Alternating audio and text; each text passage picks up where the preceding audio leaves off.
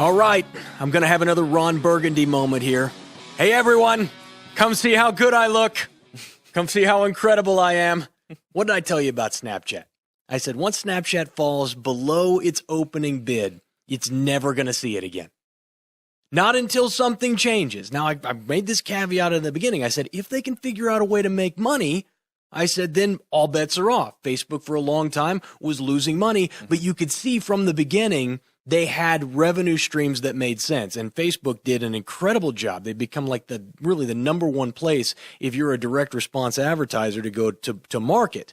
But I said, Twitter hasn't figured that out. Snapchat doesn't know what they're doing. So why on earth would you give them any money on the hope that maybe someday they'll figure out how to make a profit? That's stupid. That is bad investing. Despite what all the really famous people will tell you about it. Social media. Hey, there's lots of users. Mm-hmm. So yesterday, despite what everyone expected, and I read some of the comments. And some guys were like, "Man, I didn't expect that. Not from a company like Snapchat. Missed its earnings. Didn't make any money.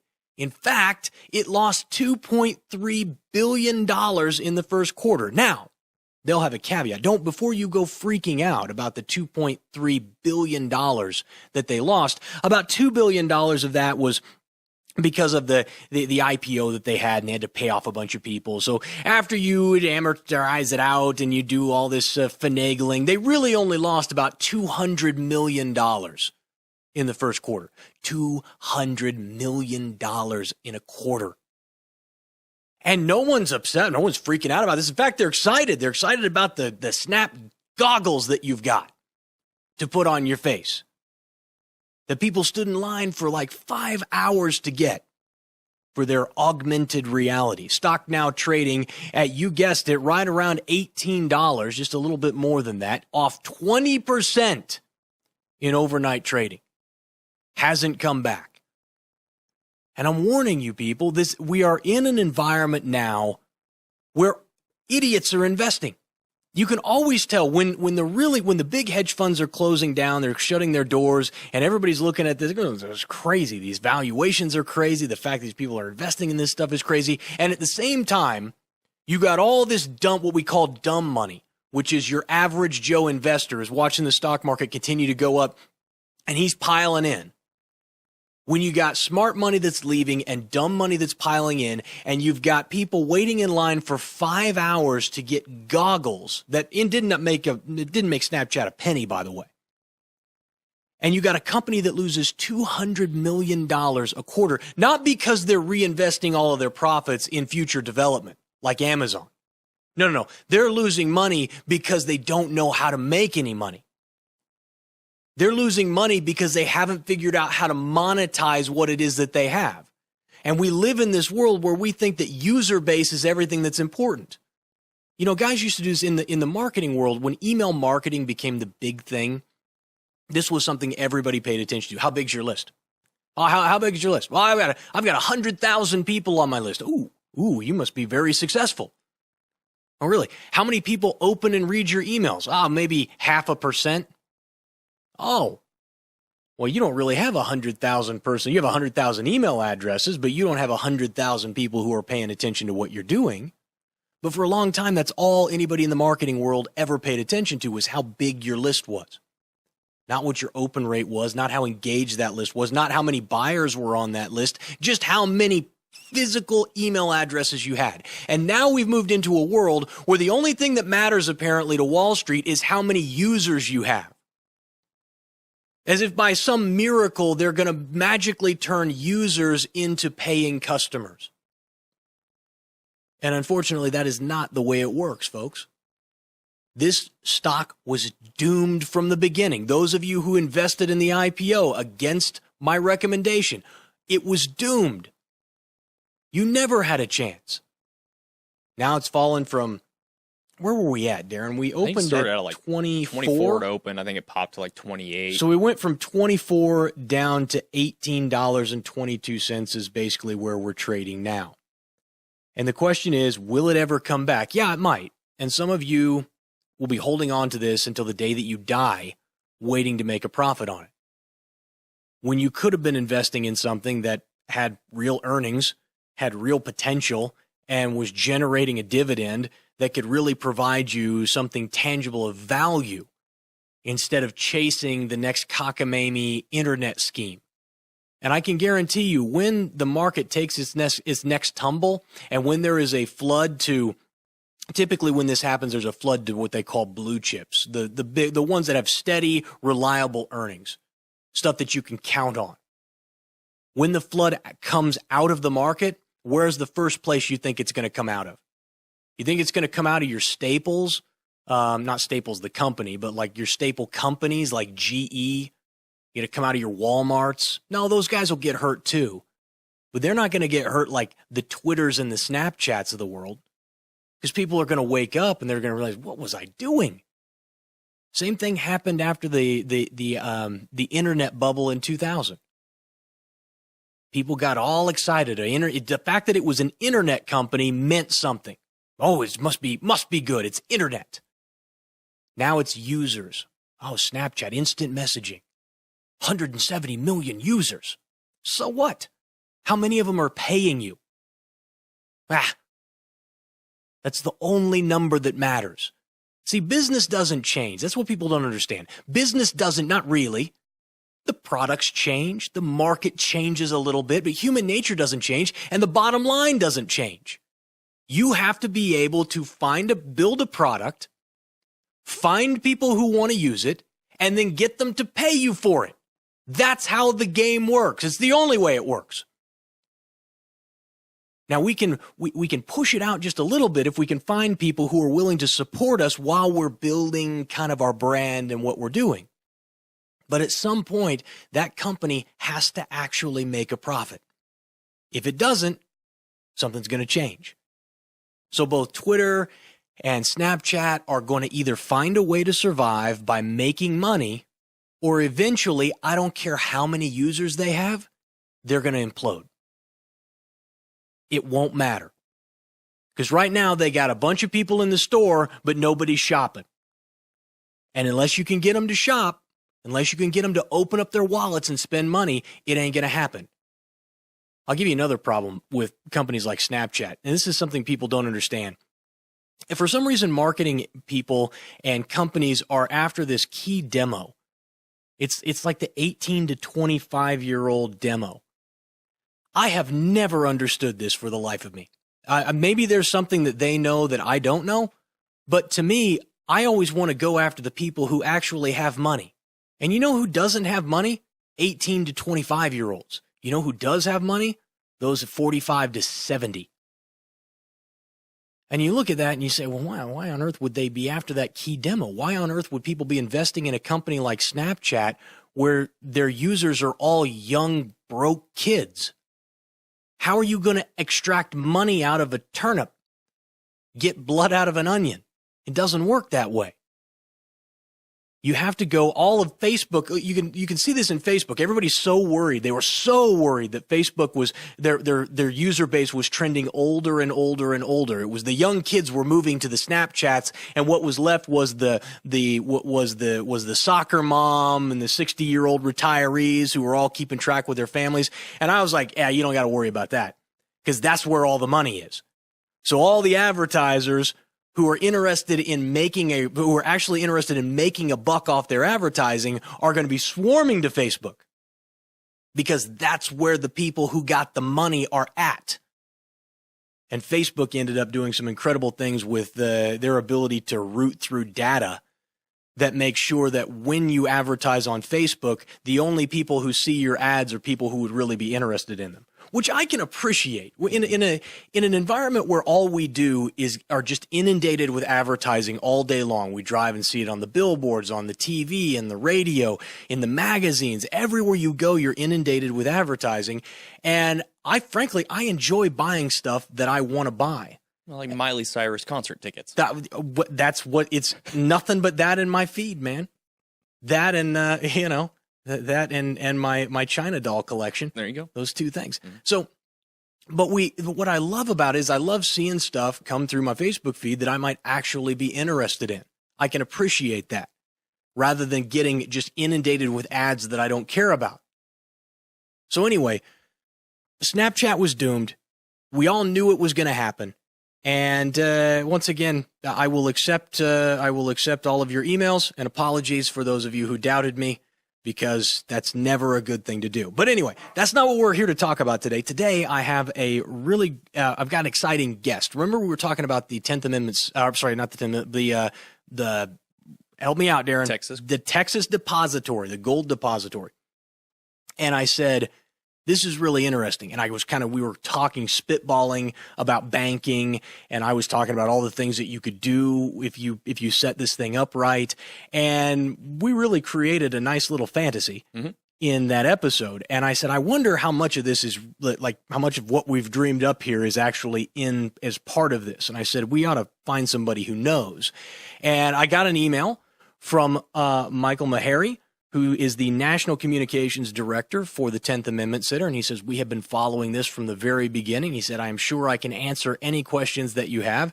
And so I invited him to come on the show. He's here with us now. Michael, thank you so very much for being here. Well, that's a lot of pressure to answer any and every question. Now I'm sweating a little bit over you here. said it, not me. We'll do our best. All right. So talk to me a little. Let's bring everybody up to speed. I would be shocked if everyone doesn't listen to every one of my episodes, because that's how incredibly vain I am. I just assume it. But in case they didn't, talk to us a little bit about what happened in Texas, about the establishment of this depository and what it actually is. So this all started to come together 2 years ago in 2015, and the Texas legislature passed a bill, and Governor Abbott signed it into law to establish a state-run gold depository. So some people have called this the Texas Fort Knox. And the way it was kind of sold was it would be a place for the state to store its gold actually within the borders of the state. So Texas is one of the few states that actually has a significant store of gold that the state owns. And it's currently up in New York somewhere, and they decided, well, we don't want those darn Yankees to have all of our piles of gold, so we're going to build this depository, and we'll be able to move our gold down here, and it'll save us, like, I don't know, I think they're paying something in the neighborhood of $1 million a year to store their gold up in New York. So they're repatriating their gold, basically, which, in and of itself, that's a good thing. And you look at a state like Texas that has a pretty robust secession movement. This would be something that would allow them to effectively establish their own currency if they wanted to. But that's not really, that's kind of long-term dreaming. But the really cool thing about the depository is that it's not just a place that people can store gold, and not just for the state to store gold, but any person in Texas will be able to buy physical metal, silver, gold, platinum, other precious metals, and store it in the gold depository. What's really cool about it is the way they're going to set it up is that an individual will be able to use their gold to transact business. So you'll be able to go to any retailer or any place that will take gold as payment, and you'll be able to use either a debit card or a check, and that will come right out of your deposit in the gold depository and will transfer right over to that business. So you will be able to transact business in the state of Texas using gold and silver as currency instead of using the Federal Reserve notes that everybody has to use today. So the really neat thing about this is that it's going to create competition in currency, which currently the Federal Reserve has a complete monopoly on money.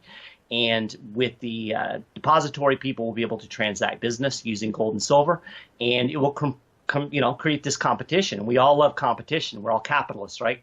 And the theory is that eventually good money will drive out the bad. And of course, we know Federal Reserve notes are bad money because essentially they're valueless and becoming more and more valueless all the time. So that's the long and short of this really cool gold depository that they're in the process of setting up. Okay, so walk me through this. I want to walk through the nitty gritty of this and understand how, because there are lots of companies now that claim to be able to give you a gold credit card where you put your gold in with them and then they give you a credit card or whatever. But in order for you to actually use the gold that's in there, you first have to convert it into some sort of actual currency, and then you can use it. So you convert your gold over, and they put the $10,000 onto your credit card, and then you use that $10,000 up, and then you got to go get more gold. So is that the way that they're going to set it up in Texas, or are they going to set it up so you can?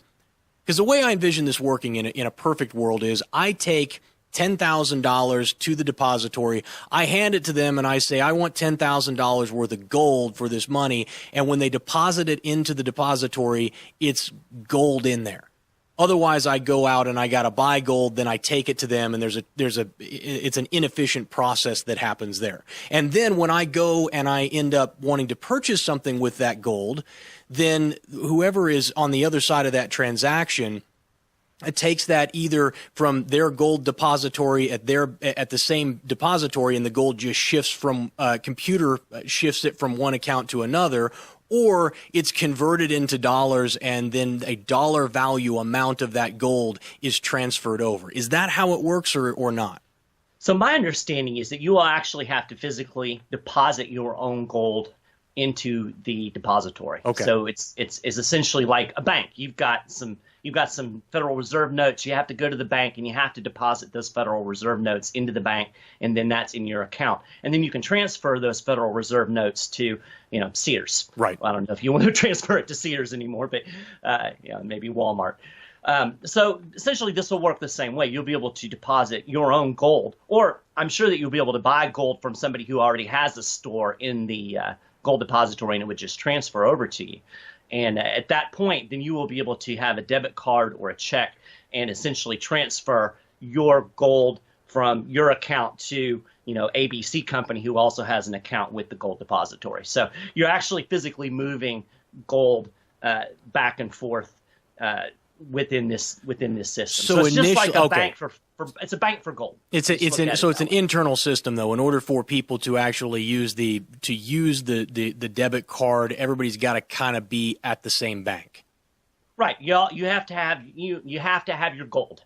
Right. And you have to deposit it in the depository, and then at that point you can use it for transactions. Now, to take this a step farther, there was a bill that was proposed in Utah, and unfortunately it did not pass, but a lot of these things take a while to build momentum. But the bill in Utah would have facilitated this type of gold depository, but it would have all been privately run. And there actually already is a company in Utah that allows you to transact business using gold and silver in the state. But if this law had passed, it would have basically state sanctioned it, and would have, sometimes state sanctioning, not necessarily a good thing. But I think in this case, when it removes some of the taxes, when it removes some of the bureaucracy from it, when the state would have actually been able to deposit gold into these depositories, then it creates a system. Like I said, it's a competition with the Federal Reserve System. And what is the? I'm sorry, I don't mean to interrupt you. What is the risk? Because I don't want to get too far away from that. Is the question that Darren brought up yesterday, and the one concern that we really had about it is, what is the risk of essentially giving? Yeah, you're giving. Right now, you give your money to a private bank, and the government can come in and take it anytime it wants to. But what is the risk of now it not being a private institution and it being a public institution that is holding your wealth? I mean, today we like the Texas government because they're doing something that we like. Tomorrow we may not, and when tomorrow we show up to get our gold, it might not be there for us to take. Right, and I think that's always a risk, and that's why I really ultimately like the model in Utah, where the depositories are privately run, and the regulatory and the state law structure facilitates this by, like I said, removing the property taxes and the capital gains taxes that many states charge on gold, and even sales taxes in some states. So, when you start looking at the big picture, ultimately what we want to do is we want sound money. If you want freedom, you have to have sound money. Ultimately, and we do not have sound money in the United States today. We have fiat currency, which the federal government, prints it in partnership with the private Federal Reserve. They create money out of thin air. So we don't have sound money. The idea is to create a system of sound money, which is gold and silver. That's, throughout history has been the great store of wealth, the great real money, quote unquote. And so these types of depositories are just one key in facilitating the use of gold and silver. And other important things, for instance, Arizona just passed a bill yesterday, which is going to go to the governor's desk, that would simply remove capital gains taxes from the exchange of gold and silver. So again, it's absurd because gold and silver is money. Imagine if you went to the bank and you wanted to get change, and you hand them $10 a $10 bill and you want $10 in quarters and they charge you a 6% tax on that. That's absurd, but that's essentially what the government's doing. So the first step is really to remove the sales taxes. Second step, remove the capital gains taxes, and then this next step is to create a bullion depository or create an environment which private entities can create these depositories, because we really want more than one. We don't want a state monopoly ultimately, but this Texas bill is certainly a strong step in the right direction, and I think we're going to see momentum build off of that. What is the what's the timeline for having this thing up and running? That's a really good question. So we're 2 years into the process now, and the bill that just recently passed is designed to facilitate the construction and the implementation of this. So, I say we're still probably a couple of years out because the wheels of government grind slowly. Hopefully Utah, they'll take a look at this bill again next year, and maybe they can get that facilitated there, because the depositories already exist there. They just are looking for a regulatory structure that allows them to thrive. So, again, I emphasize I like the Texas model because really they're the first ones that are doing it. But I think ultimately what we want is a private system where you can facilitate the use of sound money, gold and silver in business. Is this Texans only, or can anyone deposit gold at the depository? My understanding is it's not limited to Texas citizens. So, obviously we haven't seen the final rules and what'll ultimately come to pass. But my understanding is that any Texan or anybody can deposit gold into this depository. Now, I'm pretty certain that initially, at least, if you want to do business in gold and silver, it's probably going to be pretty limited to the state. But, the hope is that people will look at this and say, hey, this is working, and we'll see this spread to other states as well. And that's usually what happens. I can tell you right now, I don't think it will be limited. I think if they get this thing open and it's actually functioning, and you can deal in gold through credit or debit cards the way you're currently dealing with banknotes or with checking accounts, I think, because I'll open up an account tomorrow once it's open. And I think a lot of other people around the United States will. I think you'll see a lot of money flood down to Texas, just because if you keep any amount of large stores of cash anywhere, I would prefer to have those stores in gold rather than in a fiat currency. And I think a lot of other people would too. Yeah, absolutely. And, I don't think a lot of people, I think we all have this intuitive, there's inflation and our money's devaluing. I'm not sure that we really comprehend how much it's devalued. And I'll give you a little anecdote that gives a really good example. If you go back to 1964, the minimum wage was $1.25 an hour. So that's 4 silver quarters. And at that time, quarters actually had silver in them. If you take those 4 silver quarters today and melt them down, the value of the silver is roughly $15. So there's your $15 an hour minimum wage right now. That's how much the federal government and the Federal Reserve and all of these bankers have devalued our currency over the last, 1964. That's just a little bit older than me. So just a little bit more than 50 years. So it's extremely, it's stealing from all of us and padding the pockets of bankers and government officials. So something like this allows people to deal in honest, sound money. It could be huge. And the idea is that, the good money is going to drive out the bad. And this is a way to undermine the Federal Reserve System without having to rely on Congress to, in the Fed, which is a great idea, but it's never going to happen. No, Congress doesn't do things like that. Yeah, this is just an exceptional way to get around them now. And frankly, the vast majority of transactions now happen through debit or credit card anyway. So I still got money in my wallet today because I always keep a little cash with me, but you could always keep a little bit of silver with you as well. Sure. I just think that there is the idea that we need dollar bills anymore is really it is antiquated. Now, you don't want to get rid of the ability to use actual physical currency for a host of reasons, and we've talked about those on the show before.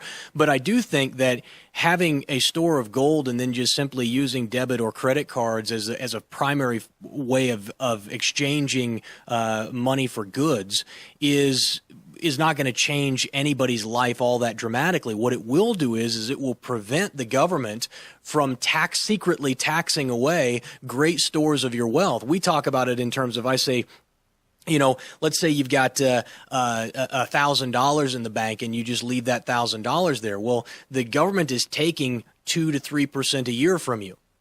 Mm-hmm. And you add that up over the course of a decade, 2% a year over the course of 10 years. 10 years from now, you have $200 less than 20% less, or 20% less than you started with. I said that just evaporates over time. You got to beat that hurdle just to make a profit. And that doesn't have to be that way. All we got to do is move back to a more sound money system, and gold and silver is one that has worked for years. Now, what is the blowback? Do you think the blowback is going to be from the Federal Reserve and the federal government? Well, I think the biggest weapon that they have is taxation.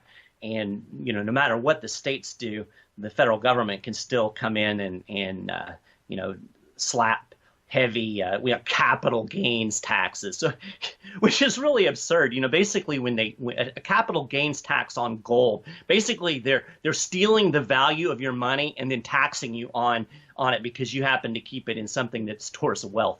So that's probably the biggest danger to this system. But initially I don't think that the Federal Reserve and the federal government's really going to do anything because they're going to look at it as a small movement. But as this builds, then you'll definitely have that kind of blowback. But the good thing about it is, silver and gold are a tangible thing. So, you can always go and get your silver and gold. That's the beauty of it. It's sound money. It's not this printed thing that's floating out in the middle of the air. So I really like this. I think it's a powerful way that states can actually take action to undermine something that the federal government is doing without having to, beg and plead with your congressman and hope that some president comes along and does something good for you. And not that state governments are all that great necessarily either, but we have a lot more control over what's going on at the state level. And it's interesting, this bill that passed in Arizona to eliminate the capital gains taxes on gold and silver that's going to the governor now. It's a prime example of how grassroots activism can push things along through the legislature. There's some really strong grassroots activists in that state that work their state legislators. They have access to their state legislators. And you see these things move out of committees and whatnot simply because that pressure is there. I can't bring any pressure at all to bear on my congressman. He doesn't give a rip if I call him. I'll never even talk to him. I'll get to talk to his intern. Mm-hmm. But at the state level, we have a lot more power. And that's really the whole model of the 10th Amendment Center. We deal in a lot of issues well beyond the sound money issue. And all of it's the idea that we have some political power at the state level that we lack at the federal level. So let's use that to our advantage and undermine the central authority. Well, take a minute and tell people a little bit about the 10th Amendment Center. I'm a paid member of the 10th Amendment Center, and you guys do some really incredible work. And if no one has heard of you and what you do, there's probably a few people out there who are in that boat. Give them a pitch for what you guys do and why they ought to be involved with you. Well, first off, thanks for being a member. And you can be a member of the 10th Amendment Center for as little as $2 a month. And what a great investment, that is for liberty. We've been around since 2006, and it's funny because people on the left like to go, oh, you guys just came along because of Barack Obama. And no, 10th Amendment Center was actually founded during the Bush years and kind of in response to some of the horrible overreach in the wake of 9/11. But I sum up the mission of the 10th Amendment Center in one simple sentence: follow the Constitution, every issue, every time, no exceptions, no excuses. And that's the foundation of everything that we do.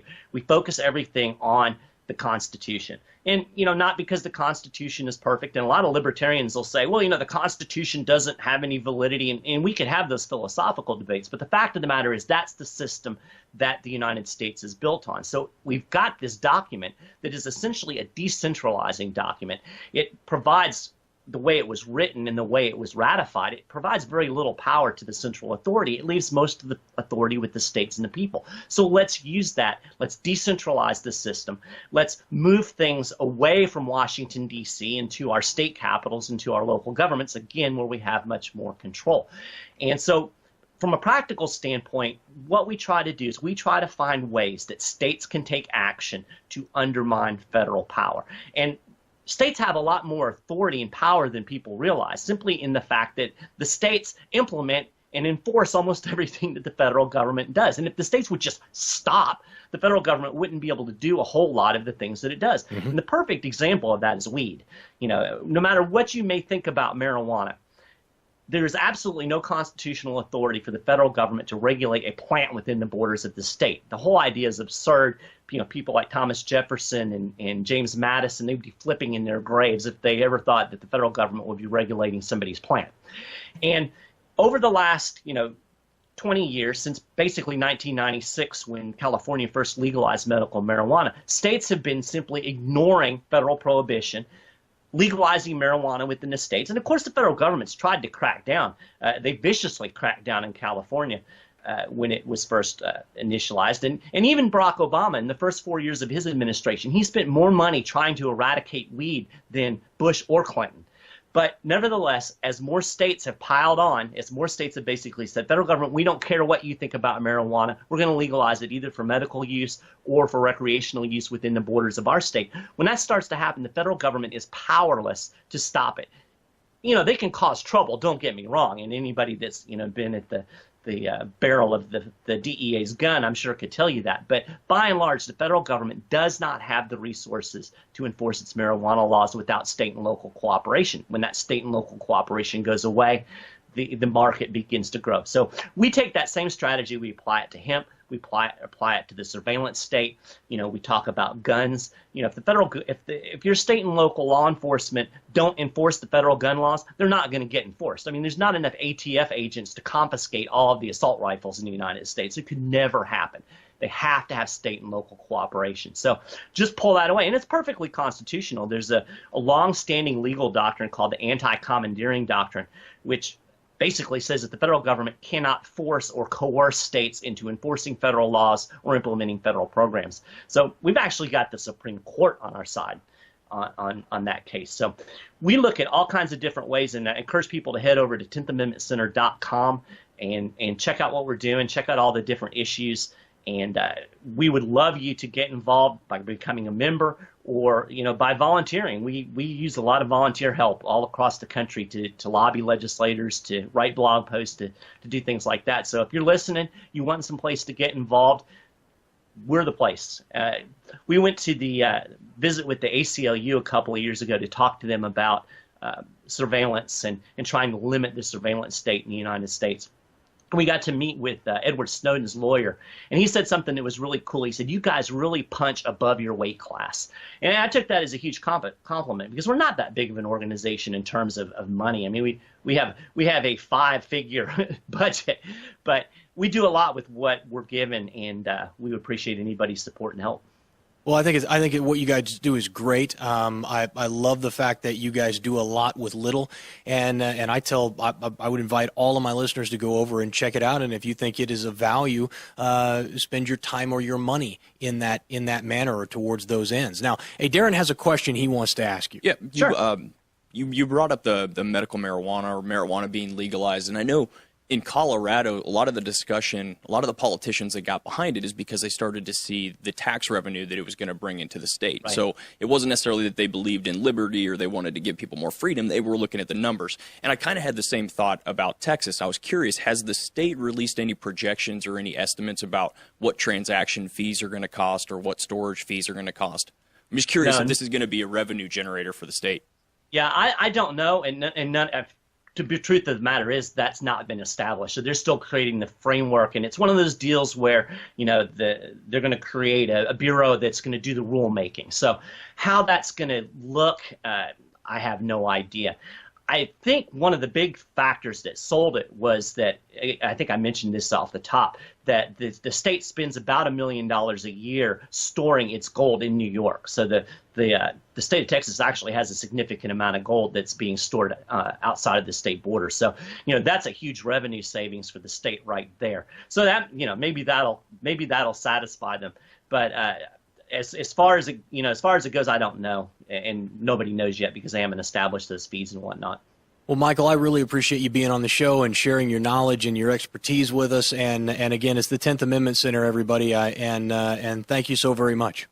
Yeah, thanks for having me, and appreciate you giving light to this important issue.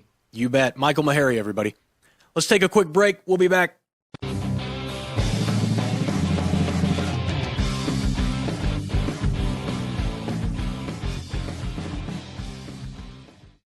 People with different job skills and responsibilities get paid different amounts. That's no surprise to anyone. No one thinks it's strange for the President of the United States to earn more than the president of your local school board, after all. But it's something that often gets forgotten in the debate about people who earn the minimum wage. Let's say you own a home with a large lawn, and there are several teenagers in the neighborhood interested in mowing that lawn. You might pick the one who will charge the lowest price, or Ned, well, because he asked first. Because the skills needed to mow the lawn are pretty basic, you're pretty confident that the job will be done to your satisfaction. Now, let's say the government passes a law that says you now need to pay at least 40% more than you intended. What do? You might simply decide to start mowing the lawn yourself, or you might become a lot pickier in deciding who gets the job. You may switch to the person who does it with the most attention to detail, which isn't Ned's strong point. So now Ned is unemployed. Well, the same thing happens when the government increases the minimum wage. In accounting terms, a higher minimum wage means employees are more expensive. When this happens, business owners often lay off workers simply because they can't afford the added expense. And it makes good business sense to keep the most skilled employees, like our lawn mowing scenario. Unfortunately, it's the lower skilled workers who may need the raise the most who are out of a job and are often the ones hurt by unintended consequences. Sometimes you hear in the news about a U.S. company buying a foreign company and moving its headquarters overseas. Well, this can happen for many reasons. One of them is a tax inversion. But what are tax inversions? Why are companies doing them, and why should you care? Here's the reason why. U.S. companies pay corporate tax rates of around 35% or more on their profits, while their foreign competitors pay much less in their countries. And if your company has locations or sells products overseas, you get taxed on those profits in the foreign country and again when you bring that money back to the United States. This is called double taxation, and your foreign competitors don't have to pay it. This hurts your company's ability to compete, grow, and reinvest in new products and jobs. Now, that doesn't make sense. So back to the tax inversion. If you're a company based in the U.S. and want to make sure you stay competitive with your foreign counterparts and protect your company from foreign takeovers, what can you do? The current U.S. tax system allows you to buy a foreign company and use their headquarters as your own. That way, you don't have to pay the higher U.S. tax rates on foreign profits, even though you still pay U.S. taxes on your profits in America. This move allows you to keep a lot more of your profits and invest in new factories, employees, and products. Look at it this way. Let's say you lived in one city but commuted to another. If the rules were set up so you were taxed by both cities on your income, essentially double taxation, you would probably consider moving to the city with the lower tax rates. It wouldn't mean you were greedy or disloyal, you would simply be working within the system of rules that exists. Now, that makes sense. So the next time you hear a politician complaining about American companies moving overseas, remember, it was politicians who passed the laws that encourage companies to move away in the first place. If politicians would stop fighting with each other, lower corporate tax rates, and end double taxation, U.S. companies could compete better and wouldn't need to invert to protect jobs and their businesses. Join the conversation. Follow Jason on Twitter. And don't forget to visit the live show fan page on Facebook.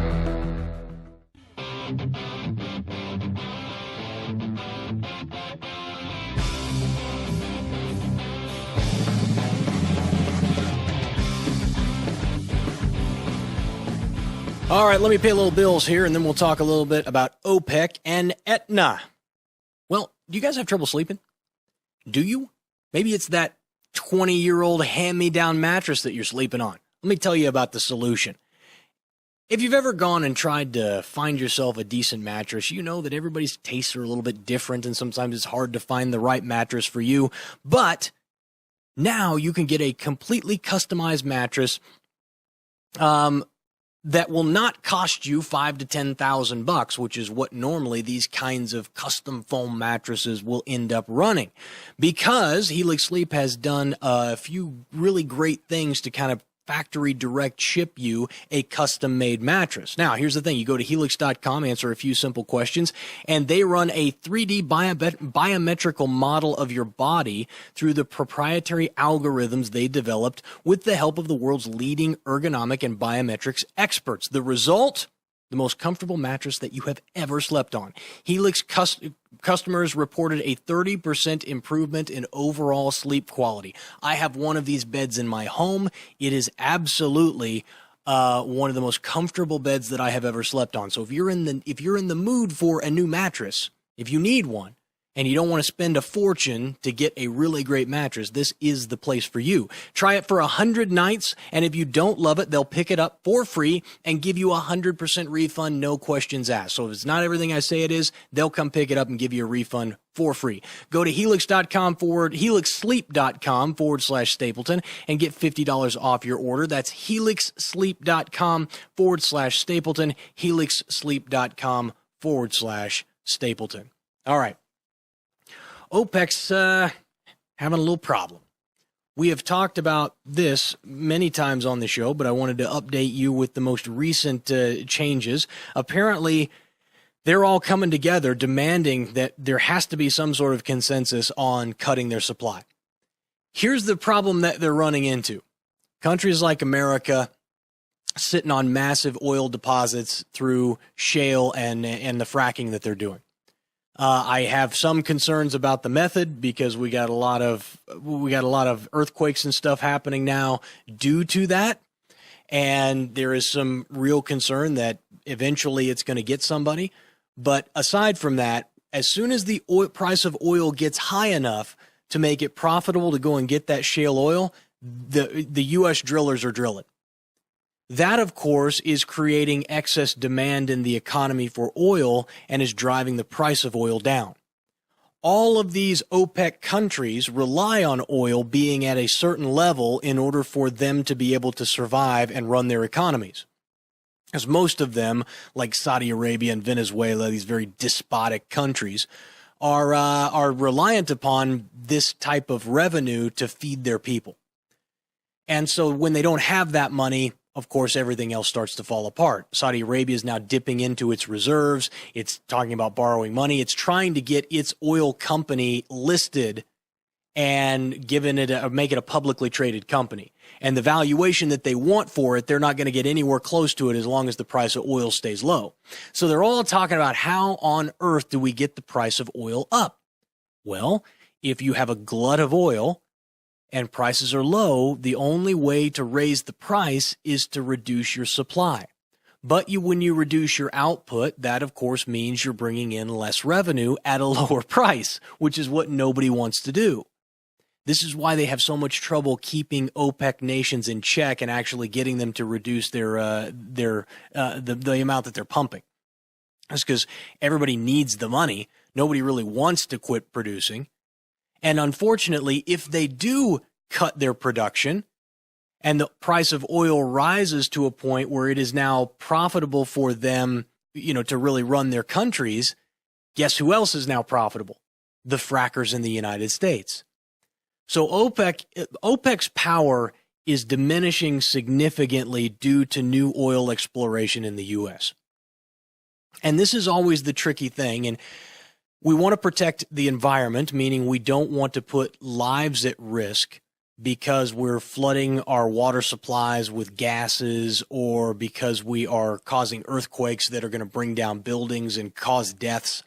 That type of stuff there has to be a cost associated with doing that. You understand? Because you can go and you can punish the people who do it by throwing them in jail, but really that doesn't solve the problem because there will always be people who are willing to send somebody else to jail so that they can continue to make the money. And the one way that you can kind of put these companies in check and make sure that they're not doing things, or that they're coming up with safer methods to do what they need to do in terms of fracking, is that you start charging them truckloads of money when accidents happen. So if they're going to be engaged in an operation that has the potential to cause earthquakes, and one of those earthquakes ends up killing somebody, there has to be financial consequences to that company. It is one of the only ways. This is what I say when we talk about putting people in prison. There are far too many people. I even got a question about it on Twitter not long ago. You said, hey, it was something about the legal system. And I said, listen, I really want a legal system that provides restitution to people who have been wronged rather than punishes people that we think are guilty. So right now in America, we have all of the onus on taking someone who has done something bad and then punishing them for it. The problem with that method and that the way of looking at the world that way is that the person who was actually harmed oftentimes comes out with nothing. In fact, they're doubly harmed because when the guy goes to prison, it's their tax dollars that are funding his food and his television and all of the other things that he has inside of prison. And I look at that and I say, well, what if the onus was not on punishing this person or this company, but rather it was on providing restitution to the person who was harmed? So in the event that you poison someone or you make them sick or you end up killing them, what should be the response for that? Well, that company should have to pay restitution. And it should be in line with whatever the harm that was caused was. This is really one of the only ways that you can truly keep companies in check, is to make sure that there is a fair and open legal process so that you can, if harmed, go and seek a redress of grievances from those people who have harmed you, for you to be made whole as best you can be. And unfortunately, our legal process, because this is one of the things I talked about with Dave Rubin on his show, I said one of the problems that you have today is lawyers. Lawyers have caused more problems in America than probably any other institution because they gum up our political process. They gum up our legal process. They create, in a sense, an environment and a what do you call it? An institution that only works because they're there and that allows them to flourish. The legal system was designed to protect and to allow people who had grievances with one another, who had been wronged, to go and have that wrong righted. Now it has become an institution that ensures lawyers have jobs. And that's a travesty, because what it means is the little guy sometimes has a very hard time going up against the big corporation. They can keep you underwater for years. They can bleed you dry of every penny that you have. And that's scary. I mean, I realized this when we started writing checks to lawyers for a bunch of different stuff. And you realize that the lawyers that we have are, $500, $600 an hour, in some cases, depending on what they do. And they start passing letters back and forth between each other, and the next thing you know, you're getting a bill for $10,000 because he wrote 3 letters. And you're like, good grief, this is really expensive. What happens if we go to court? Well, if we go to court, we're probably looking at $300,000 to $500,000. Really? Huh. Well, and now you're looking at it and going, well, is this really worth it? And of course, I always respond, well, yeah, it is. if I'm being hassled, it's worth every penny I got. I'll absolutely go bankrupt before I pay anybody a penny for extortion. But that's the kind of the way I think about things. But a lot of people look at it and they say, well, I don't even have that kind of money. I'd be broke just passing the letters back and forth. Or I'd have to get some, 2-bit hustler attorney who'll do it because he's so bad at his job that he'll really take anything. Of course, I don't want that guy either, because that guy is going to get destroyed if we actually have to go to court or even in the letter writing process. So these are all things that you think of in the legal process that cause problems. But if I can roll this back around to the OPEC discussion that we started off with, this is the problem that OPEC is having, is that the freer the market, the more people who engage, the more supply, the cheaper the product. Can you imagine if we got our refining? We haven't built a new refinery in America since the 70s. Can you imagine if we were drilling for our own oil and we had our refineries up and running, and we had a bunch of new refineries coming online, how cheap oil would be, how cheap fuel would be, how readily abundant it was. I bet we could get gas back down to 20 cents. I mean, gas was under $1 here at one time not that long ago when oil prices collapsed. In the United States, you had oil under $1 in some places. I never thought I would see that again. But the Democrats insisted in 2008 that we couldn't drill our way out of this problem. No, can't drill your way out of it. If you start drilling, it's going to be 20 years before you see any of that come to fruition. The funny thing is, 20 years is here before you blink. And if we got our refining capacity up online, and we would drive costs of gasoline and fuel through the floor. And it's not just gasoline and fuel. That's the stuff that we readily see and that we have to spend money on every day. But think about everything that you have that has a fossil fuel in it. Like I got a pistol right here, polymer frame, made out of plastic. All the backings to most of the monitors we have in here, the casings that go around the cameras, the carbon fiber tripods that this stuff sits on, all that stuff. Well, everything that was delivered here via Amazon and Yeah. truck and Literally almost everything that you deal with on a daily basis has some kind of fossil fuel in it. Oil or coal or carbon, something. I mean, to get rid of that would be impossible. It just isn't. It wouldn't be humanly possible right now. And can you imagine what would happen if we were able to drive the cost of those fuels down so low? We created deflation in America, a good kind of deflation, where the cost of the things that we use every day that we're forced to use go down in price significantly because the cost to acquire the raw materials to create it go down. Now people got more money in their pocket. They're living a higher standard of living. What are you smiling about? Do you remember it was back when we started this show and gas prices were down low and we had all these economists coming out and people on the news telling us how bad low gas prices were for us, and we started that little GoFundMe for protection against cheap gas? Yeah. Yeah. We tried to get people to give us money to keep gas prices high. Right.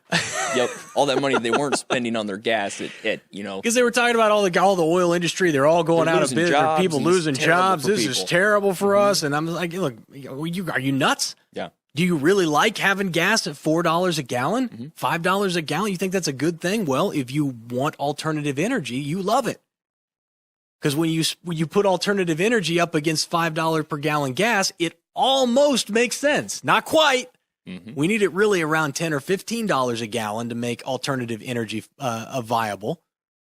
But you get what I'm saying. When you have a free market, when people are allowed to create, to build, to explore, to compete, and to cooperate with one another of their own free will, everything improves. Quality of life improves. Costs of goods and services come down. Competition goes up. Unemployment becomes almost a thing of the past. If you look at countries that didn't have a minimum wage and a relatively free economy, unemployment was ridiculously low. In some cases, just over 1%. That's the kind of thing that you get with a free and open economy. And if everything that we did, we simply just asked, how can we make this freer and more open with less regulation and less interference, the better off we'd all be. But anyway, Aetna, we won't even talk about that. Apparently they are pulling out of the last remaining Obamacare exchanges that were open to them. They're now leaving them because guess what? They can't make a profit.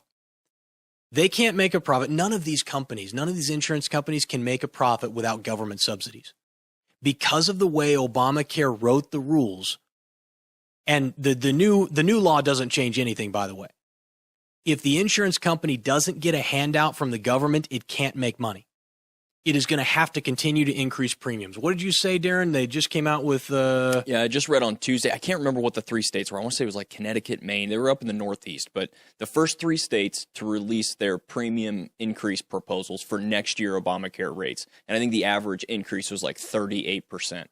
But Darren, that was not supposed to happen. They said that the last year was the last year for that kind of increases because now everyone would have increased their rates and it'd all be fine. Yeah, apparently no. No? Mm-mm. Okay. Nope, still going up. This is the type of thing that you can expect in the future. One of the states, I think it was like 81% increase in premiums over 2 years. Good grief, man. I'm so glad I'm out of that. I'm on the health share thing now. And I'm with Samaritan. If anybody is wondering, Samaritan Ministries, they have been fantastic to work with.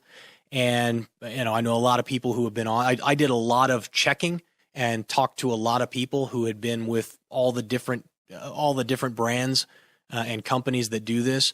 And Samaritan had overwhelmingly the highest positive ratings from people who had to use anywhere from $70,000 to $200,000 worth of coverage, and it was phenomenal. So we've been with them for a while.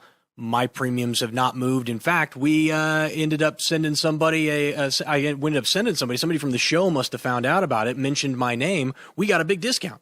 Nice. So if you end up going to Samaritan Ministries and signing up, tell them you heard it from me, and they give you a little bit of money back. So even better. Okay, guys, that's all the time I got. I'm out tomorrow.